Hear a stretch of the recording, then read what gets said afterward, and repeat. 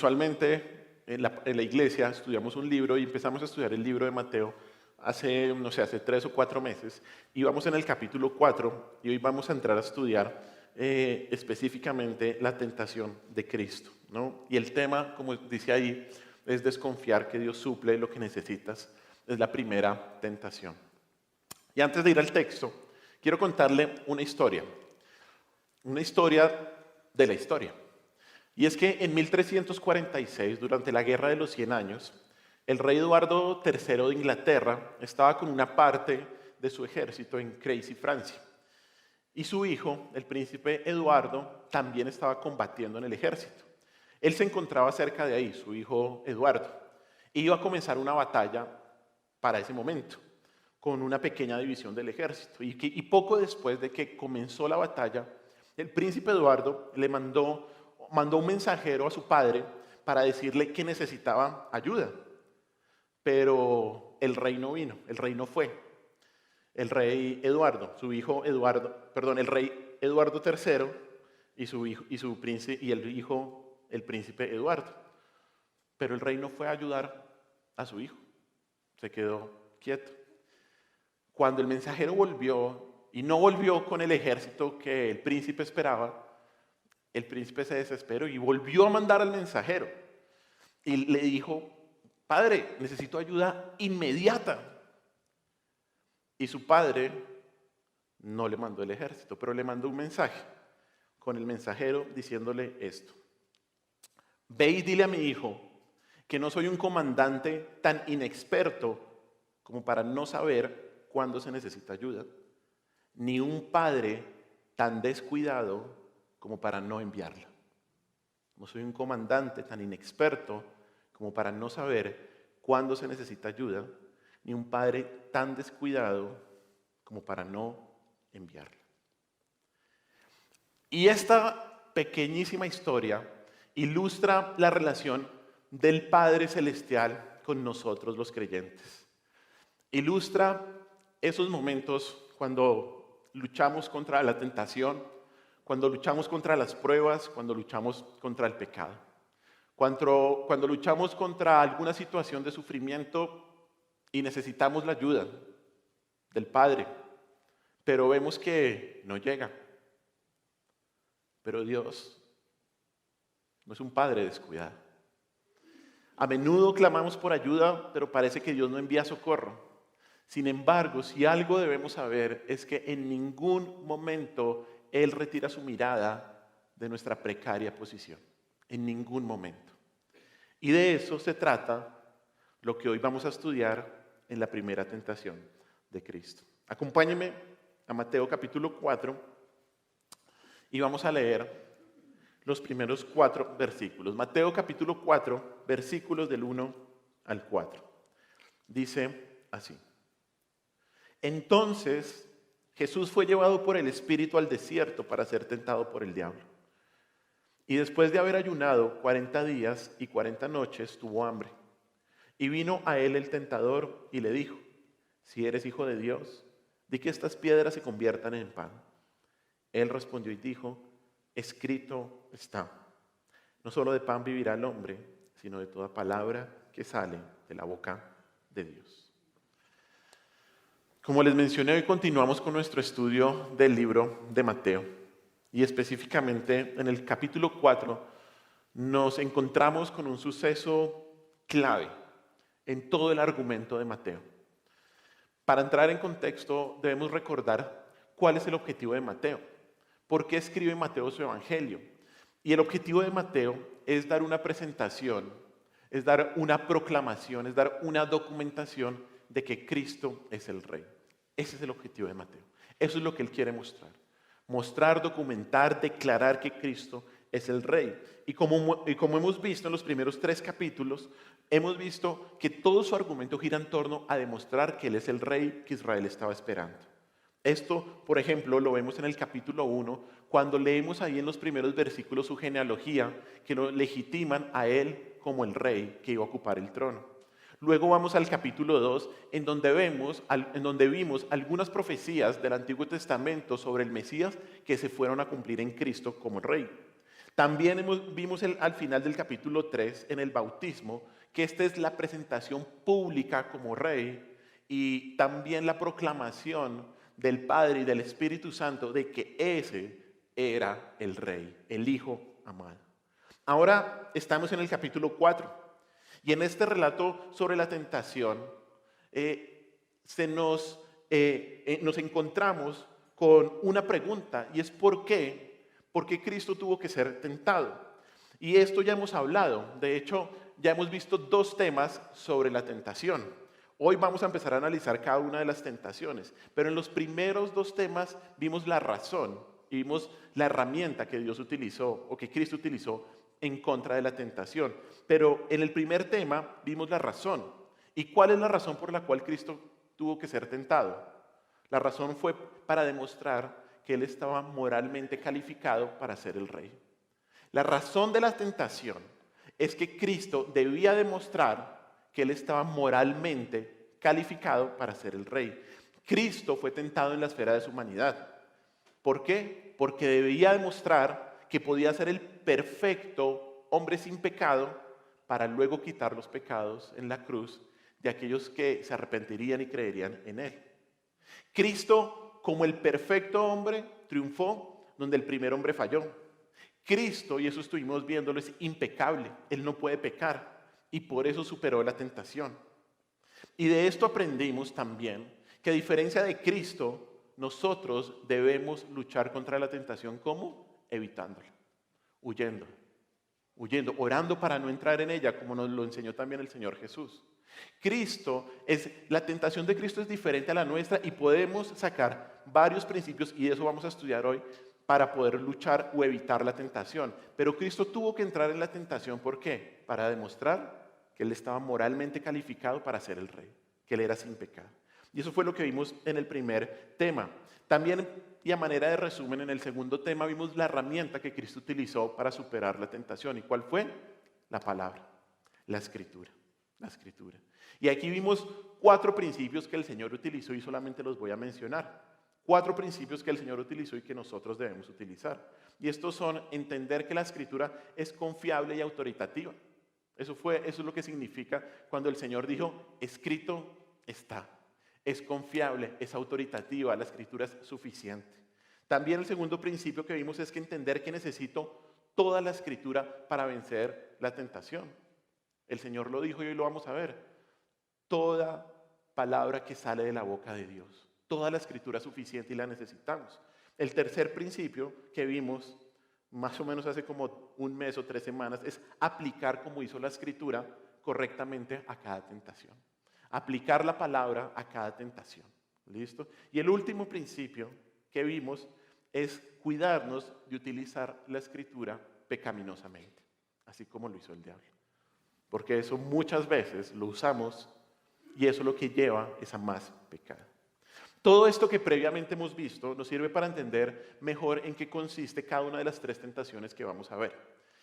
Se ha hablado mucho de que estas 3 tentaciones abarcan cualquier otro tipo de tentación que exista en la esfera humana. Y a veces incluso se hacen paralelos, por ejemplo, con Primera de Juan capítulo 2, versículo 16, en donde se habla de los deseos de la carne, los deseos de los ojos y la vanagloria de la vida. Y se cree que, por ejemplo, la primera tentación, convertir las piedras en pan, se trata de los deseos de la carne. La segunda tentación, que es cuando el Señor Jesús fue llevado al pináculo del templo, se trata sobre los deseos de los ojos. Y la última, que es cuando Satanás le ofrece todos los reinos del mundo, es la vanagloria de la vida. También se ha dicho que las tentaciones de Cristo fueron las 3 áreas de la tentación que Adán vivió en el huerto del Edén. Y por lo tanto son 3 áreas en las que toda tentación debe clasificarse. También, y por último, hay algunos que hacen similitudes entre las tentaciones de Cristo y las que vivió el pueblo de Israel cuando pasó por el desierto. Y aunque definitivamente hay una intención, sobre todo en Mateo, en decir que Jesús fue al desierto como Israel fue al desierto, ¿cierto? Y falló en su tentación, falló en la prueba por el desierto, y en cambio el Señor Jesús sí venció. Aunque hay claros paralelos en en el huerto y también incluso en 1 Juan 2:16, personalmente creo que no podemos decir que las tentaciones del Señor abarcan toda tentación del ser humano o cada tentación del ser humano. Ahora, lo que sí podemos decir es que independientemente del tipo de tentación que estaba en juego, ¿cuál era el punto central? Y era si Cristo iba a ser obediente, si Cristo iba a ser obediente al Padre. Y esta es la lucha que todo el creyente tiene. ¿Vamos a ser obedientes al Padre? Independientemente de la tentación que se nos presente, ¿vamos a ser obedientes? Recordemos que el punto central de este relato es mostrar que Cristo está moralmente calificado para ser el Rey. ¿Y eso cómo se demuestra? Siendo obediente. Eso se demuestra siendo obediente a la voluntad del Padre. Por lo tanto, lo que vamos a estudiar es el ejemplo de Cristo y cómo nos presenta verdades fundamentales, verdades vitales que debemos entender y practicar para ser obedientes, para evitar cualquier tentación y no pecar. Y lo que vamos a hacer es entender de qué se trataba cada tentación que Cristo enfrentó y cuál fue la verdad que utilizó para contrarrestarla. Eso es lo que vamos a hacer, entender cuál era la tentación que Cristo se enfrentó y cuál fue la verdad que utilizó para contrarrestarla. Y lo que nos vamos a dar cuenta es de tres principios que nos ayudarán a obedecer a Dios y así enfrentar cualquier tentación pecaminosa que tengamos. Tres principios que nos ayudarán a obedecer a Dios y enfrentar cualquier tentación pecaminosa que tengamos. Debido a la importancia del tema y debido a la riqueza del texto que vamos a estudiar, vamos a dedicar por cada tentación un tema. Hoy solo vamos a ver uno, la primera tentación. Porque el texto realmente es rico y debemos entender cómo Cristo enfrentó para saber cómo debemos enfrentar nosotros y así madurar en nuestro crecimiento cristiano. Y para hacer esto nos vamos a preguntar esto, y es, ¿a qué pecado Satanás estaba tentando a Cristo? ¿A qué pecado? ¿Cuál era el pecado que Satanás quería que el Señor cometiera? Y cuando resolvamos esa pregunta, vamos a saber de qué se trataba cada tentación y cuál fue la verdad que Cristo utilizó. ¿Listo? ¿Cuál es el primer principio para enfrentar la tentación? ¿Cuál fue la primera tentación? ¿De qué se trataba? Bueno, evitar desconfiar de que Dios suple lo que necesitas. El primer principio para enfrentar cualquier tentación y obedecer es evitar desconfiar de que Dios suple lo que necesitas. Algo que muchas veces ponemos en duda. Algo que muchas veces nos lleva a pecar. Cuando desconfiamos que Dios no suple lo que necesitamos. Pero vamos a ver en este maravilloso relato cómo el Señor siempre confió en el Padre. Y para entender bien esta tentación, debemos recordar lo que estudiamos en el versículo 1, y es que el Señor fue llevado ¿por quién para ser tentado? Por el Espíritu Santo. Mire lo que dice capítulo 4, versículo 1. Dice así, entonces Jesús fue llevado ¿por quién? Por el Espíritu al desierto. Esto ya lo vimos en el primer tema, pero también es importante volverlo a mencionar. Debido a que el propósito de la tentación era mostrar que Cristo estaba moralmente calificado para ser el Rey, el Espíritu Santo, y ya vimos esto, aunque no tentó a Cristo, porque la tentación no procede de Dios, porque Él no puede tentar a nadie, sí orquestó todo de manera soberana para que dicho propósito se cumpliera. Se debía demostrar que Cristo estaba calificado para ser el Rey. ¿Y cómo se iba a demostrar eso? Pues que Él tenía que rechazar el pecado, que Él tenía que rechazar las tentaciones. Y esta dirección del Espíritu, cuando aquí el versículo, capítulo 4:1 dice que Él fue llevado por el Espíritu al desierto para ser tentado, nos indica algo muy importante, y es que Cristo estaba en total sujeción a la voluntad de Dios. Cristo fue dirigido por el Espíritu Santo y por ello fue al desierto a ser tentado. De hecho, esto también es cierto con respecto al ayuno que Cristo tuvo en el desierto. Ahí en el versículo 2 dice que luego que Cristo había ¿qué? Mire lo que dice, después de haber ayunado 40 días y 40 noches tuvo hambre. Y lo que se puede concluir entonces es, debido a la dirección del Espíritu Santo, tanto el ayuno como el hambre era la voluntad de Dios para Cristo en ese momento, ¿cierto? Fue dirigido, lo llevó a vivir ese momento. El Espíritu Santo lo había dirigido para que viviera esa situación. El relato no nos indica por qué Jesús ayunó. Y decir algo extra de este suceso es decir algo extra de la palabra.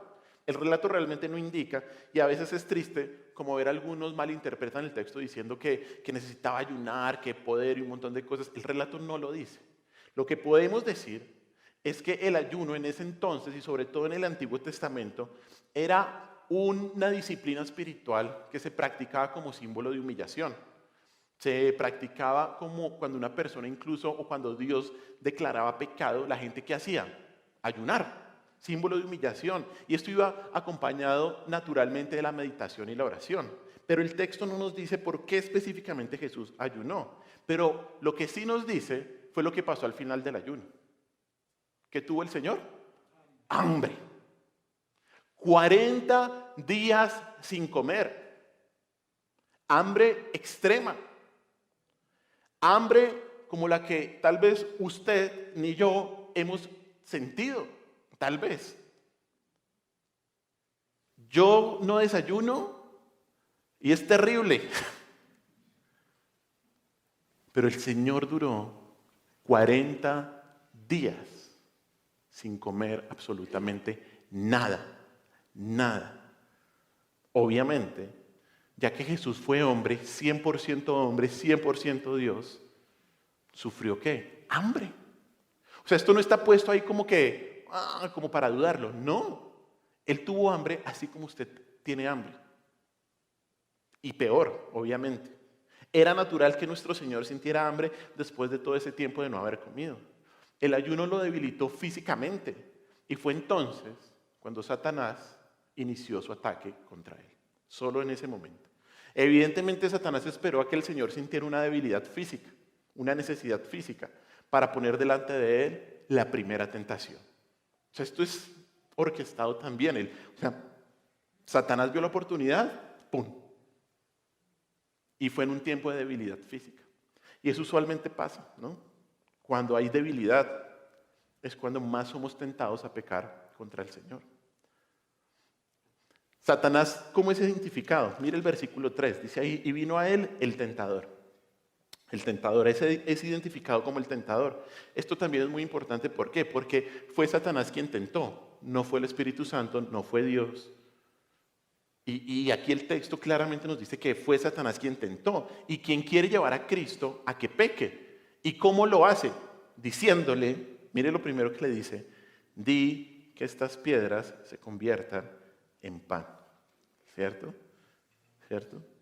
Le dice, di que estas piedras se conviertan en pan.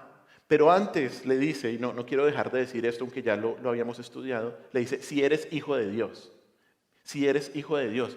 Como también hemos estudiado, algunos piensan que Satanás estaba poniendo en duda que Cristo era hijo de Dios. Satanás no está haciendo eso. Satanás no estaba poniendo en duda de que Cristo era hijo de Dios. Mucho menos, y entiéndanlo bien, Cristo dudó en algún momento de que Él fuera el hijo de Dios. No solo porque al final del capítulo 3 se declara que, ¿qué dice la voz del cielo? Este es mi hijo amado en quien tengo complacencia. Eso se dice al final del capítulo 3. O sea, Cristo sabía que Él era el Hijo de Dios. Cristo nunca dudó de eso. Además, Cristo era ¿qué? Omnisciente.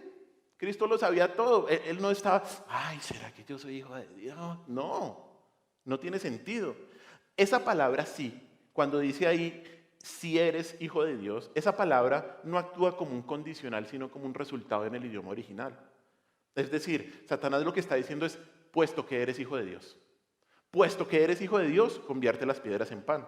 Satanás no expresa dudas, sino que afirma la realidad de la relación entre el Padre Celestial y el Hijo. Eso es lo que está afirmando. Y esto es muy importante, ¿sabe por qué? Porque la fuerza de la tentación radica en el hecho de que Satanás asume que es verdad que Cristo es hijo de Dios e intenta desafiar al Señor diciéndole que vaya en contra de su naturaleza como hijo de Dios, que vaya en contra de la voluntad de su Padre y desobedezca. Porque de eso se trata toda tentación. Pecar contra Dios como hijos de Dios. Lo que quiere Satanás es que Cristo, como el Hijo de Dios, desobedezca la voluntad de su Padre y por eso le dice, ahora sí, di que estas piedras se conviertan en pan. Di que estas piedras se conviertan en pan. ¿Por qué esto sería desobedecer la voluntad de Dios? ¿Por qué esto estaría mal? ¿Será que era pecado crear pan de la nada? La verdad no. No había nada pecaminoso con que el Señor hubiera creado pan de la nada. De hecho, recuerde que en 2 ocasiones después, el Señor, ¿qué hizo? Multiplicó los panes y los peces. Él creó comida de la nada. Bueno, el pecado no era convertir las piedras en pan. El pecado es que si Cristo convertía las piedras en pan, no estaba obedeciendo ni aceptando la voluntad que soberanamente Dios había dispuesto para que Él viviera en ese momento. Ese era el problema. Cristo no hubiera estado aceptando la voluntad del Padre. Una vez más, ¿por quién fue Cristo llevado al desierto a que tuviera hambre? Por el Espíritu Santo. Fue Dios quien lo dirigió a ese momento. ¿Cuál era la voluntad de Dios? Que Cristo estuviera en ayuno y por ende tuviera ¿qué? Hambre. Eso es lo que nos dice el texto. Y convertir las piedras en pan hubiera sido un acto de desobediencia. Hubiera sido desobedecer la voluntad del Padre. Recordemos que Cristo estaba siendo tentado en la esfera de ¿qué? De su humanidad. Y esto también es importante, ¿por qué? Porque si Él hubiera ejercido su poder divino en ese momento, eso hubiera sido un acto de egoísmo y de autosatisfacción. Y eso Cristo nunca lo hizo. Él era Dios. Él, como lo hizo después, creó comida de la nada. Satanás sabe todo esto. Y por eso es que le dice, convierte las piedras en pan. Satanás lo sabía. Satanás sabía de la gran necesidad por alimento que Jesús tenía en ese momento. 40 días sin comer nada. Nada. Por eso la duda que Satanás trata de imponer sobre Jesús es esta. ¿Cómo tú, siendo el Hijo amado de Dios, tienes que pasar por necesidades y sufrir? ¿Cómo tú, siendo el Hijo amado de Dios, tienes que pasar por hambre? ¿Cómo tú, siendo el Hijo amado de Dios, no puedes hacer algo tan pequeño como convertir unas piedras en pan? Lo que Satanás le está diciendo al Señor es que como Hijo de Dios tiene el derecho de satisfacer sus necesidades mediante el uso de sus poderes divinos, así eso fuera en contra de la voluntad de Dios. Eso es lo que le está diciendo Satanás. La tentación, y aquí respondemos la pregunta, consistía en que Cristo no confiara en la provisión de su Padre para saciar su necesidad, en que no aceptara la voluntad de Dios, en que no soportara, escúcheme bien, el sufrimiento que tenía que soportar, sino que desobedeciera actuando por sus propios medios y de manera independiente de Él. En eso consistía la tentación. En que no confiara en la provisión del Padre para suplir su necesidad, en que no aceptara la voluntad de Dios ni el sufrimiento que le estaba dando el tener tanta hambre. En eso consistía. ¿Qué le dijo el Señor? Mire, Él respondió y dijo, escrito está, no solo de pan vivirá el hombre, sino de toda palabra que sale de la boca de Dios. El Señor comienza diciendo de manera maravillosa que escrito está. Y ahí se acaba toda discusión. Ahí se acaba toda discusión. Escrito está. ¿Qué es lo que está haciendo aquí el Señor? Está señalando la confiabilidad, está señalando la suficiencia y la autoridad de la Escritura. Es que el Señor con esta declaración no es solamente una frasecita más, dijo, escrito está. Lo que está aquí está escrito. Y yo voy a obedecer eso. Escrito está. Hermanos, aquí está lo que usted necesita. Usted no necesita nada más. Escrito está. Aquí está escrito. El Señor comienza diciendo escrito está, y esto es poner fin a toda discusión. A toda discusión. ¿Y cuál es el texto que utiliza? Deuteronomio capítulo 8, versículo 3. Vámonos para allá. Deuteronomio capítulo 8, versículo 3. Mire lo que dice.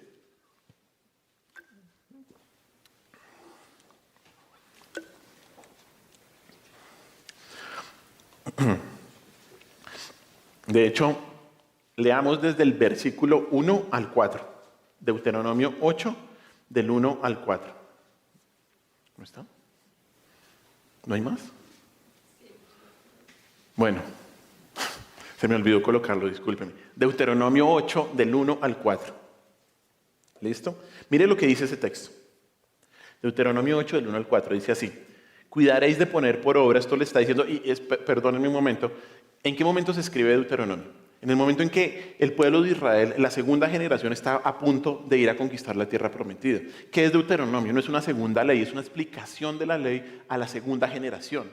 Y recordándoles todo lo que pasó en el desierto. ¿Listo? Ahora sí, mire lo que dice 8 del 1 al 4. Cuidaréis de poner por obra todo mandamiento que yo os ordeno hoy para que viváis, y seáis multiplicados y entréis y poseáis la tierra que Jehová prometió con juramento a vuestros padres. Versículo 2. Y te acordarás de todo el camino por donde te ha traído Jehová tu Dios, estos 40 años en el desierto, para afligirte, para probarte, para saber lo que había en tu corazón, si habías de guardar o no sus mandamientos.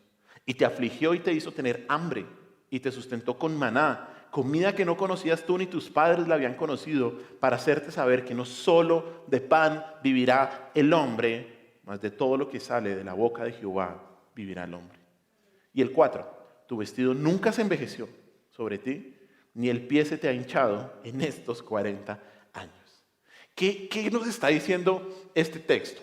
Y ya vamos a ver cómo lo aplica el Señor en la tentación. Estos versículos, y específicamente el versículo 3, es un recordatorio para Israel del cuidado que Dios había tenido en esos 40 años por su pueblo. A pesar de que ellos estaban pagando consecuencias por su pecado, el Señor, ¿qué hizo? Cuidó de su pueblo. Les dio maná. Es increíble, no necesitaron más ropita en 40 años. Ahí lo dice. Y este versículo es un recordatorio del cuidado de Dios por su pueblo durante todo el peregrinaje en el desierto. Y en su deambular por el desierto se les recordó algo muy importante, que lo dice específicamente el versículo 3. Mire una vez más lo que dice. Te afligió y te hizo tener hambre y te sustentó, ¿con qué? Con maná. Comida que no conocías tú, ni tus padres la habían conocido. ¿Por qué con maná? Para hacerte saber que no solo de pan vivirá el hombre, sino de todo lo que sale de la boca de Jehová vivirá el hombre. Les dio ¿qué? Maná, que sale de su misma boca. ¿Qué es lo que les está diciendo ahí en Deuteronomio? Que no buscaran su propia satisfacción, sino que confiaran en Dios.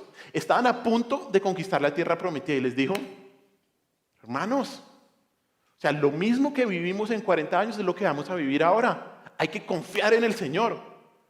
Interesantemente, el maná se acabó el día que pusieron el pie en la tierra prometida. Interesante. ¿Pero por qué? Porque Dios iba a empezar a proveer de otras maneras para ello. Pero lo que les está diciendo aquí Dios a Israel es que la vida no consiste solo en el pan o en el alimento, sino en qué realmente, en cada palabra que sale de la boca de Dios. El maná que salió de Dios. Y esta es una comparación perfecta con la situación que estaba viviendo Cristo. El Señor sabía que en ese momento de hambre extrema debía confiar en Dios. Que en ese momento de hambre extrema debía esperar la provisión de su Padre. Y por eso él cita este versículo y dice, no solo de pan vivirá el hombre. Obviamente esto no niega la importancia del pan, no niega la importancia del alimento, pero da a entender que el pan por sí solo no es suficiente. Una vida sostenida solo por la comida es una vida muy pobre. Lo que es fundamentalmente importante para la vida, ¿qué es? Toda palabra que sale de la boca de Dios. Eso es lo verdaderamente importante. Eso es lo que está diciendo el Señor. Esto significa que la palabra de Dios en su totalidad, toda palabra que es inspirada por Él, pues sale de su ser, es lo que es realmente fundamental para suplir las necesidades del hombre. Eso es lo realmente importante.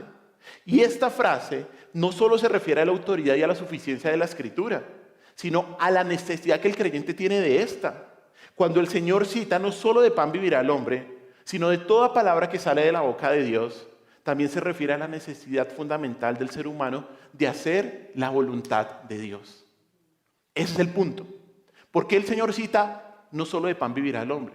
Porque el diablo le está tentando a desobedecer al Señor, a desobedecer al Padre. Juan capítulo 4, versículo 34. ¿Qué dice? Dice así. Jesús le dijo, Mi comida es que haga la voluntad del que me envió y que acabe su obra. ¿Cuál era la comida de Cristo? Hacer la voluntad. Vivir de toda palabra que sale. Tenemos como todo el rompecabezas ya listo. Lo que el Señor le está diciendo a Satanás con esta cita es que más importante que el pan físico, más importante que el alimento para el sustento del hombre, está la obediencia a la voluntad de Dios. Más importante que el alimento está la obediencia a la voluntad de Dios. Más importante que satisfacer una necesidad, escúcheme bien, más importante que satisfacer una necesidad por medios pecaminosos es obedecer a Dios. ¿Listo? Por eso la tentación a pecar no era en sí mismo convertir las piedras en pan. No era saciar su hambre. El punto de la tentación, el pecado que Satanás quería que Cristo cometiera, era desconfiar del cuidado del Padre. Desconfiar del cuidado del Padre. Para suplir la necesidad en el momento que Dios decidiera y no aceptar la voluntad de Dios. Ese era el punto de la tentación. Que Cristo desconfiara del cuidado del Padre para suplir su necesidad en el momento que Dios decidiera y no aceptara la voluntad de Dios. Ese era el punto. Es muy interesante porque usted mira en Mateo capítulo 4 y vaya al versículo 11. Mire lo que dice Mateo 4, versículo 11. Dice así, el diablo, después de toda la tentación, el diablo entonces le dejó y aquí vinieron ángeles y ¿qué? El texto específicamente no dice que le llevaron comida. Y es una pregunta que le vamos a hacer al Señor allá. Pero ese verbo, le servían, significaba cuando se le traía alimentos a un rey. Entonces podría ser eso. Miren, Cristo sabía esto, y por eso utiliza Deuteronomio capítulo 8. Cristo sabía que así como Dios demostró su cuidado con Israel en el desierto, así como Dios les dio el maná, que venía directamente de Él para mostrarles su cuidado, su Padre iba a cuidar de él en el momento que decidiera. Le iba a dar comida en el momento que decidiera. Tal vez fue en el versículo 11. Pero, si en ese momento, en el momento de los 40 días de ayuno, si en ese momento era la voluntad de Dios soportar hambre, Él iba a preferir obedecer siempre. Él iba a preferir obedecer. Cuando el Señor cita este versículo, no solo de pan vivirá el hombre, le dijo a Satanás que él no iba a actuar de acuerdo a su necesidad, sino de acuerdo a la voluntad y a la palabra de Dios. Y con esto afirmó que es Dios y solamente Dios quien sabe cuándo satisfacer su necesidad. Él es soberano, Él es omnisciente, Él lo conoce. ¿Cuál era la responsabilidad de Jesús? Ser obediente. ¿Cuál era la responsabilidad de Jesús? Soportar el hambre extrema y no decidir por él mismo en qué momento su ayuno iba a terminar. Si el Señor hubiera utilizado su poder divino para sus propios propósitos, para evitar el sufrimiento por el cual estaba pasando, hubiera sido desobediente. Y esto nos enseña que el pecado no solo implica el hecho de pecar, escúcheme bien, sino también la motivación y el momento. El pecado no implica solamente el hecho mismo de pecar, sino también implica la motivación y el momento. Usted puede querer hacer algo bueno, pero si su motivación es egoísta, si su motivación es pecaminosa, ya se equivocó.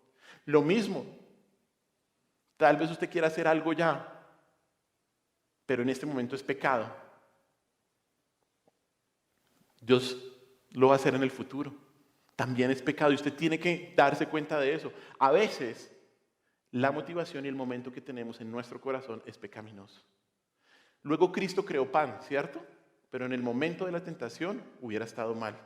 Cristo pudo haberlo hecho, pero confió en que Dios, ¿qué? Dios iba a proveer en el momento adecuado. Cuando el Señor le dijo a Satanás, no solo de pan vivirá el hombre, le dijo esto: tal vez tal vez el pan sabría bien en este momento, pero no vivo solo de pan. sino de cada palabra que sale de la boca de mi Padre. Y ahora mismo mi Padre no me permitiría convertir las piedras en pan. Y esto es una grandiosa declaración de confianza absoluta en la voluntad del Padre. Totalmente el Señor confiaba obviamente en su Padre. Y esto es una demostración maravillosa de la grandeza de Cristo. Es que aquí Cristo está puesto con todo su poder. Es Cristo. Cristo obedeció. Es la grandeza de Cristo y de cómo, a pesar de las condiciones extremas, pudo soportar el pecado. Y por eso, solo por eso, podría llevar el pecado de todos los creyentes, de todos aquellos que se arrepintieran y confiaran en Él. Cristo prefirió hacer la voluntad del Padre. El Señor aceptó la voluntad de Dios, aceptó el dolor que tenía por el hambre y fue obediente. Él confiaba en que su Padre iba a suplir lo que necesitaba en el momento en que necesitara, en el momento en que Él decidiera. Hermanos, este relato, estos 2 versículos, nos enseñan que una de las grandes tentaciones que lleva al creyente a pecar es cuando no confía en Dios en momentos de necesidad. Cuando no confía en Dios en momentos de necesidad. Este es el punto central de esta tentación. Y esto es lo que Satanás y lo que nuestra naturaleza pecaminosa nos dice cuando estamos en momentos de dolor o cuando estamos en momentos en que necesitamos algo, cualquier cosa. ¿Sabe qué es lo que nos dice? Satanás y nuestra naturaleza peca. Satisface tus propios deseos. Satisface tu propia necesidad por tus medios. No esperes el tiempo de Dios. No permitas el sufrimiento. No permitas el dolor. Eres un hijo de Dios. Toma el control. Suple tu necesidad a toda costa, porque esto es fundamental. Pare de sufrir. Hermanos, siempre estará la tentación a no confiar en Dios cuando estamos pasando por momentos de pruebas, por momentos de sufrimiento o por momentos de necesidad de cualquier tipo. Siempre estará la tentación de cuestionar el cuidado y el amor de Dios cuando pasamos por pruebas. Satanás le dijo a Cristo: ¿cómo es posible que siendo el Hijo de Dios estés muriéndote de hambre? ¿Cómo es posible que siendo el Hijo de Dios estés siendo humillado y en tanta abnegación? En el desierto y en medio del hambre, Satanás le sugirió a Cristo que la palabra de Dios no era verdad, que la palabra de Dios no era cierta, que no se puede confiar en la palabra de Dios. ¿No es lo mismo que hemos pensado en ocasiones? ¿Cómo es posible que siendo cristiano tenga que pasar por enfermedad? ¿Cómo es posible que siendo cristiano tenga que pasar por humillación, por dolor, por burlas? ¿Cómo es posible que siendo cristiano tenga que estar solo? ¿Cómo es posible que siendo cristiano, que siendo hijo de Dios, que habiendo dejado todo, esté triste? ¿Cómo es posible? Y la conclusión muchas veces es ¿cuál? Que Dios no me cuida, que Dios no me oye, que Dios no sabe lo que necesito. Y hermanos, eso ya es pecado, porque estás cuestionando a Dios. Estás cuestionando al Dios que todo lo sabe, al Dios que todo lo puede, al Dios que es soberano.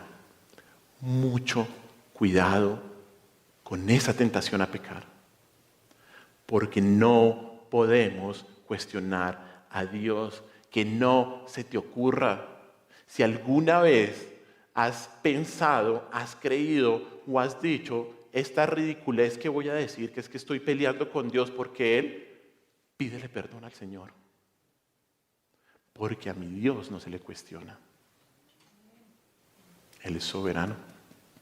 Él hace lo que quiere. Hace lo que quiere. Por eso esta tentación es tan fácil de caer.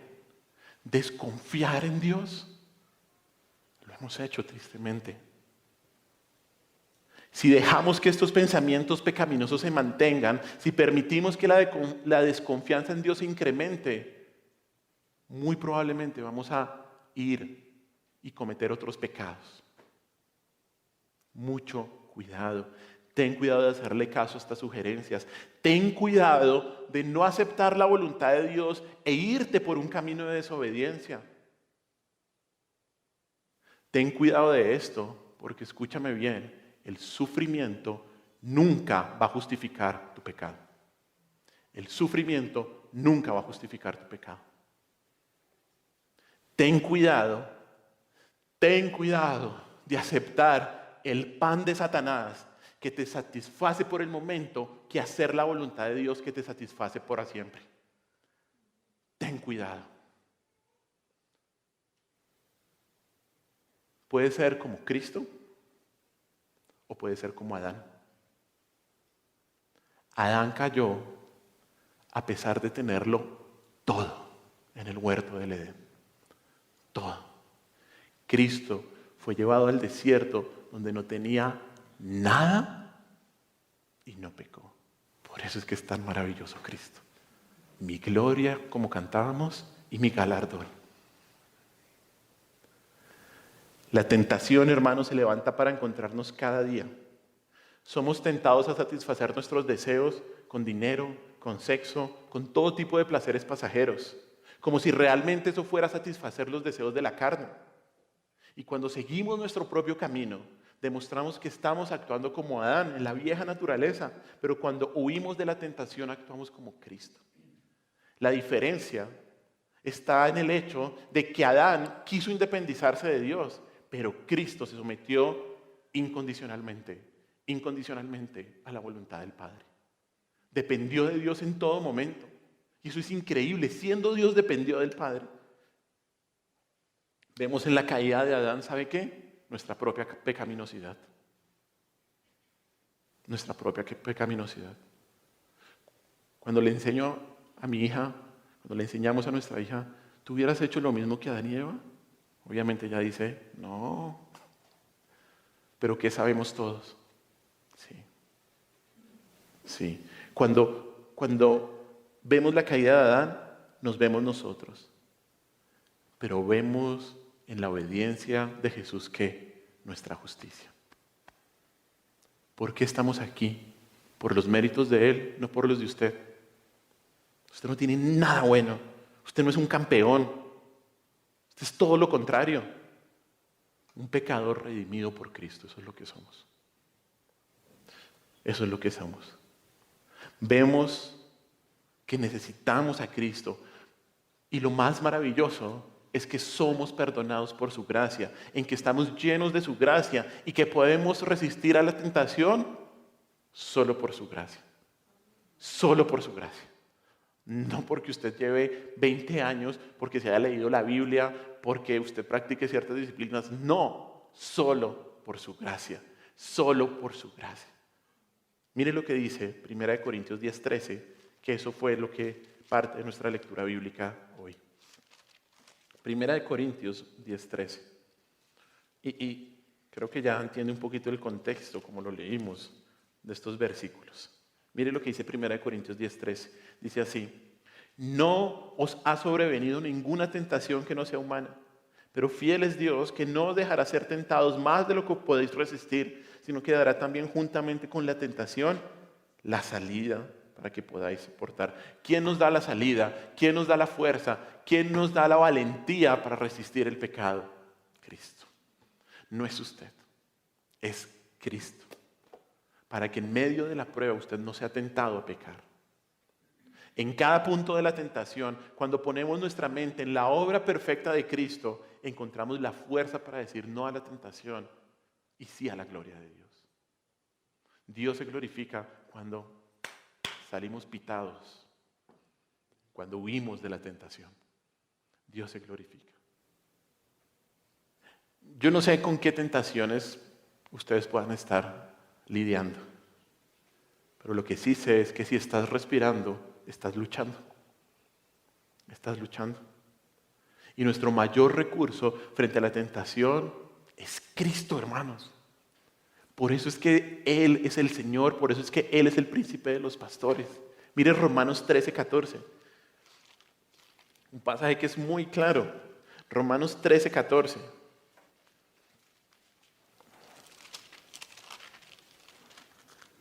Dice así Romanos 13, versículo 14. Dice, vestíos del Señor Jesucristo. ¿Y qué? No proveáis para los deseos de la carne. Es, una vez más, es este principio en donde luchamos contra el pecado, donde usted no puede dejar de hacer algo. O sea, eso es legalismo. No hago. No, ¿usted sabe qué hace? Se reviste de Cristo para no proveer para los deseos de la carne.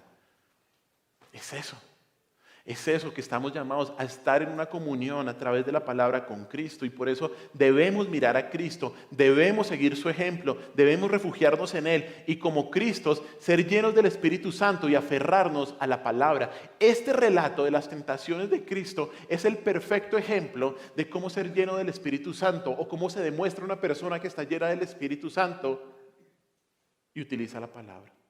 ¿Qué fue lo que hizo Cristo? Palabra. ¿Y Él fue guiado por quién? Por el Espíritu Santo. ¿Usted cómo demuestra que está lleno del Espíritu Santo? Palabra. O sea, el Espíritu Santo y la palabra de Dios. Efesios capítulo 6, versículo 18. ¿Cuál es la espada del Espíritu? La palabra de Dios, que obra por medio del Espíritu Santo. Es eso, es pura palabra con el Espíritu Santo. El Espíritu hace que nosotros vivamos la palabra.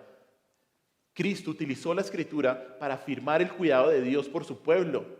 Y le dijo a Satanás, yo sé que Dios me cuida y prefiero hacer su voluntad y tener hambre que aceptar tu ofrecimiento y pecar.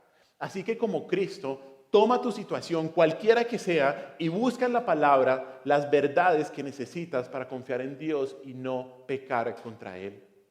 Memoriza la palabra, medita la palabra, guárdala en tu corazón, porque solo así estarás lejos de la tentación.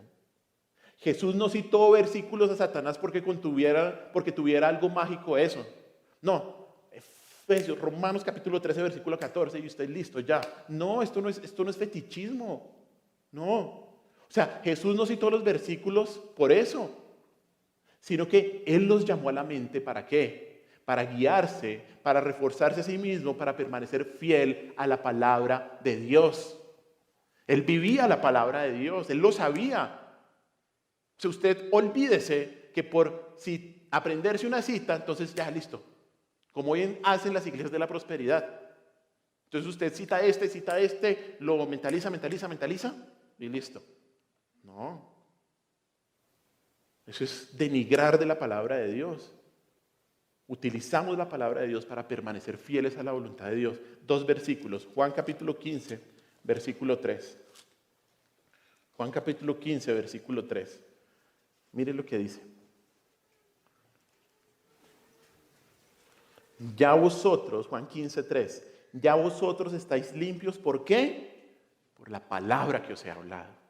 ¿Cómo guarda el joven su camino? Con guardar tus testimonios. ¿Qué es lo que nos limpia a nosotros? La palabra de Dios, la palabra del Señor. Mire ese otro versículo ahí, Juan 17, 17. ¿Qué es lo que dice? Santifícalos en tu verdad. Tu palabra es la verdad, dijo el Señor Jesús. ¿Qué es la santificación? Eso debe ser más, eso debe ser mejor. Es parecernos más a Cristo. ¿Cómo llegamos a eso? Por tu palabra. Santifícalos en tu verdad. Tu palabra es la verdad. ¿Qué está buscando usted? Tiene que buscar la palabra de Dios. Siempre que seamos probados, ya sea una tentación severa o un momento de necesidad, podemos descansar con confianza en la palabra segura y en la palabra permanente de Dios. Si estamos bajo el control de la palabra, no seremos disuadidos a desobedecer al Señor. La palabra te mantiene firme. La palabra te mantiene firme. Debes seguir el ejemplo de Cristo y como Él afirmar que más importante, que más fundamental que suplir cualquier necesidad de manera pecaminosa es ser obediente a la voluntad de Dios. Mire este otro versículo, Primera de Pedro, capítulo 2, 21, 23. Primera de Pedro, capítulo 2, 21 al 23. Miren lo que dice ahí.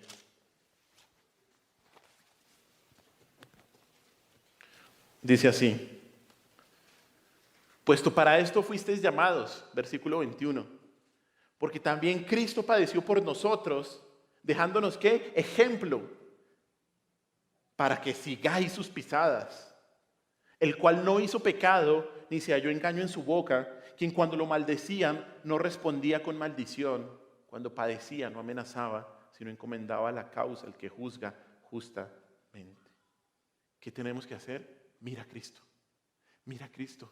Mira lo que soportó aquí en las tentaciones. Miremos cómo lo hizo y aprendamos de eso. Si estás pasando por pruebas, si estás pasando por sufrimiento, por necesidad, por dolor, acepta la soberanía de Dios. Acéptala. El Señor permite las pruebas para que podamos aprender a resistir la tentación y para que maduremos en la fe. Cuando las pruebas llegan a la vida del creyente, requieren una decisión. Requieren una decisión. Confiar en Dios para navegar esta prueba y tomar el camino de la sumisión a su voluntad. O tomar el camino recorrido por la mayoría. No me someto a la voluntad de Dios hasta el punto que la prueba termina convirtiéndose en una tentación a pecar. ¿Cuál es el camino? Tu mayor necesidad no es que se resuelva tu situación. No. Tu mayor necesidad no es que se resuelva tu situación, sino que vivas de toda palabra que sale de la boca de Dios y haga su voluntad. Recuerda que en cualquier momento de tentación, ya sea que estés con piedras en el desierto o con todo tipo de árboles frutales, nunca desconfíes que Dios suple todo lo que necesitas en el momento que lo necesitas. Ni antes ni después. Oremos. Señor, te damos gracias por este día. Gracias por tu palabra. Gracias, Cristo, porque podemos ir a ti, el sumo sacerdote, porque podemos preguntarte con confianza, porque tú eres ese sumo sacerdote que fue tentado en todo, pero sin pecado. Señor, gracias porque este relato, que seguramente se lo contaste a tus apóstoles porque nadie estuvo ahí, fue dejado para nuestra santificación. Fue dejado para aprender cómo nosotros podemos y debemos evitar desconfiar de ti, Dios. Tú, Cristo, eres nuestro modelo, tú, Cristo, eres nuestro ejemplo, tú, Cristo, eres todo para nosotros. Y gracias, porque no nos dejaste a la especulación, sino nos dejaste tu palabra para poder soportar la prueba, la tentación. Señor, y como siempre te decimos, perdónanos. Perdónanos por desconfiar de ti, Señor. Perdónanos por pensar que no debemos vivir lo que tú soberanamente nos has puesto a vivir. Señor, ayúdanos a enfrentar cada prueba de tu mano, Señor, para que la prueba no se convierta en una tentación a pecar contra ti. Guárdanos de cuestionar tu carácter, Dios. Guárdanos de ir a ese punto, Señor. Si lo hemos hecho, perdónanos, Señor, o por ignorancia o por cualquier otra razón, Señor. Pero ayúdanos a someternos a ti, Señor, y a tu palabra. Señor, yo también te pido que si en tu voluntad tú has querido que por esta palabra, Señor, alguien entienda que necesita arrepentirse, necesita confiar en Cristo y que Él sea su Señor y Salvador, Señor, que tú redargullas su corazón y lo llenes de arrepentimiento. Porque el pecado solo produce muerte y condenación eterna en el infierno. Perdónanos, Señor, por pecar en esto, en desconfiar de ti, Señor. Ayúdanos a entender que tú suples todas nuestras necesidades. Así pensemos que necesitamos algo. Señor, toda la gloria y toda la honra, toda la alabanza sean para ti. En tu nombre, mi Señor Jesús, hemos orado. Amén.